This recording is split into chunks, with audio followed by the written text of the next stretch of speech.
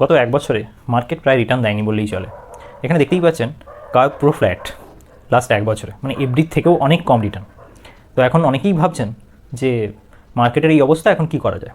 তো এইখানে আমি একটা বিজনেস স্ট্যান্ডার্ডে একটা ভালো আর্টিকেল পড়লাম, সেখানে বলছে যে এই পোর রিটার্নের জন্য ইনভেস্টাররা এখন বিদেশমুখী হচ্ছেন, ফরেন মার্কেটে ইনভেস্ট করতে চাইছেন। তো আমি ভাবলাম আপনাদেরকে এই ফরেন মার্কেটের ব্যাপারটা একটু বলি, যে কেন এই ফরেন মানে লোকে কেন ইন্টারন্যাশনাল ইনভেস্টমেন্টের দিকে ঝুঁকি নিচ্ছেন বা কেন যাচ্ছেন, এবং কেন এটা ইম্পর্ট্যান্ট, এই ফরেন ইনভেস্টমেন্টটা আপনার পোর্টফোলিওর জন্য সত্যি ইম্পর্ট্যান্ট কেন, সেটা আলোচনা করব।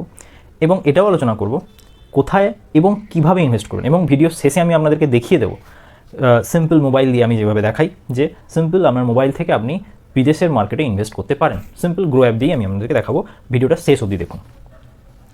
তো প্রথম যে কোয়েশ্চেনটাতে আসি যে কেন লোকে এই যে ফরেন মার্কেটের দিকে ইনভেস্ট করছে, ফরেন মার্কেটে ইনভেস্ট করার কথা হচ্ছে, সেটা কেন। ফার্স্ট পয়েন্ট হচ্ছে ডাইভার্সিফিকেশন অফ পোর্টফোলিও। দেখুন, আমি সবসময় বলি পোর্টফোলিওকে ডাইভার্স করাটা খুব ইম্পর্টেন্ট। ওয়ারেন বাফেটের একটা কথা, বা এটা ইনভেস্টমেন্টের যারা থাকে বা যারা ইনভেস্ট করে তাদের জন্য এটা খুব উপযোগী একটা কথা, যে সমস্ত ডিমকে একটাই বাকেটে রাখতে নেই। কারণ সেই বাকেটটা যদি কোনো কারণে খারাপ বেরোয় তাহলে আপনার সব ডিমগুলোই খারাপ, মানে আপনার টোটাল ইনভেস্টমেন্টই খারাপ হয়ে যাবে। তো সেই কারণের জন্য সমস্ত আপনার ইনভেস্টমেন্ট যদি আপনি একটি অ্যাসেট ক্লাসের মধ্যে ঢুকিয়ে দেন, তাহলে যদি সেই অ্যাসেট ক্লাস খারাপ পারফর্ম করে তাহলে আপনার পুরো ইনভেস্টমেন্ট যাবে।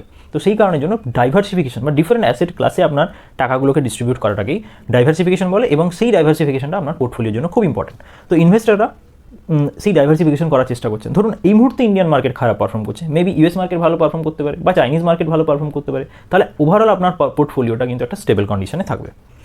ওকে, এরপরে হচ্ছে যেটা বললাম যে আমাদের বিগত কয়েক বছর দেখা যাচ্ছে যে ইন্ডিয়ান মার্কেট খুব একটা ভালো পারফর্ম করছে না, অর্থাৎ সেটা একটা বড় রিজন যে ইনভেস্টারদের শিফট করে যাওয়া ফরেন মার্কেটের দিকে। নেক্সট হচ্ছে আউটফ্লো অফ এপিআই এবং উইকেনিং অফ রুপি। আমরা প্রতিদিন খবরে হেডলাইন আসছে যে আমাদের ডলারের তুলনায় রুপিজ মানে আপনার টাকা ডিভ্যালুয়েট করছে মানে ধরুন আগে যদি $1 মানে 80 টাকা হতো, এখন সেটা $1 এই মুহূর্তেই 94-95 টাকা আছে।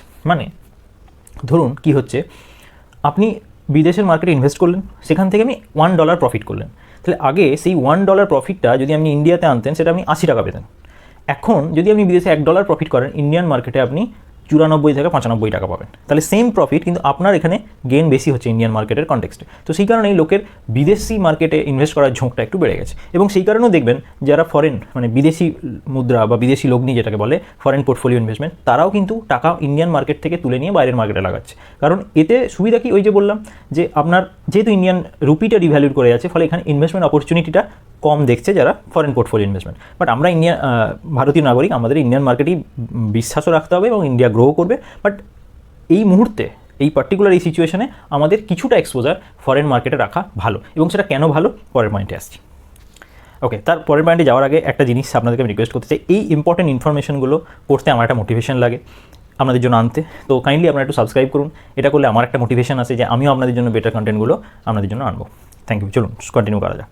ওকে, তো যেটা বলছিলাম কি কেন এটা খুব important, Indian equity market, Indian যে শেয়ার মার্কেটের কথা বলছি, সেটা গ্লোবাল মার্কেটের অনলি 3%কে রিপ্রেজেন্ট করে, 3-4%কে রিপ্রেজেন্ট করে। মানে ভাবুন, যদি গ্লোবাল মার্কেট 100 টাকার হয়, আপনি ওই 3-4%-এর জায়গাতে ইনভেস্ট করছেন, মানে বাকি 97% আপনার কাছে অধরা, মানে ওই জায়গাটায় আপনার টাকা কোনো ইনভেস্টেড নেই।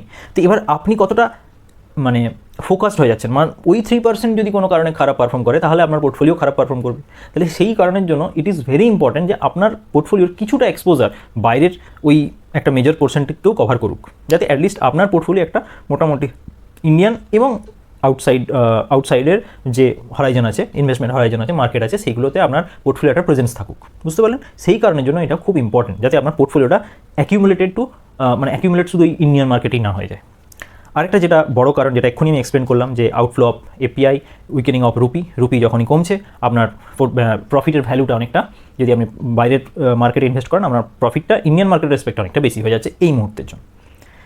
ওকে, এরপরে আপনাকে যে আমি এত জ্ঞান দিচ্ছি তার কারণ দেখুন, এই সিচুয়েশনেও আমার পোর্টফোলিও অবভিয়াসলি আমি ইন্ডিয়ান মার্কেটের সঙ্গে বাইরের মার্কেটেও ইনভেস্ট করি, এবং তার ফল আমি সেই রেজাল্ট হিসেবে আপনাকে দেখাচ্ছি। আপনি দেখুন, আমি আমার পোর্টফোলিওর যে অ্যানালিসিস, এটা আমি গ্রোথ থেকে নিয়েছি। আমার পোর্টফোলিও ওয়েল ডাইভার্সিফাইড হওয়ার জন্য সুবিধা কী হয়েছে, যেখানে নিফটি 50 এই মুহূর্তে আমার পোর্টফোলিওর কম্প্যারিজনে 3.69% রিটার্ন দিয়েছে, সেখানে আমি আমার পোর্টফোলিও থেকে জেনারেট করেছি 14.84%, সিগনিফিক্যান্ট, এবং এটা যথেষ্ট ভালো। এটা আমি না, আপনি যে কোনো কাউকে দেখান সেই বলবে এটা যথেষ্ট ভালো রিটার্ন, যে আমি নিফটি 50-কে প্রায় 11.15% হারে আউট পারফর্ম করছি। নিফটি 50 যা পারফর্ম করছে তার রেসপেক্টে আমার পোর্টফোলিও এতটা বেটার পারফর্ম করছে। এবং সেটা আমি বলছি না যে আমি দারুণ স্টক চুজ করেছি, না, আমার পোর্টফোলিওটা ওয়েল ডাইভার্সিফাইড, কিছুটা গোল্ডে আছে, ইন্টারন্যাশনাল ফান্ডে আছে, আরও বিভিন্ন ভালো স্টকে আছে। তো এই জিনিসটা আমি চেষ্টা করি আপনাদেরকেও শেখানোর। তো আশা করছি আপনারা চ্যানেলটাকে সাবস্ক্রাইব করলে আমি আপনাদেরকে সেই প্রপার নলেজগুলো আস্তে আস্তে দিতে পারবো। এবার কোয়েশ্চেন হচ্ছে হোয়ার অ্যান্ড হাউ টু ইনভেস্ট।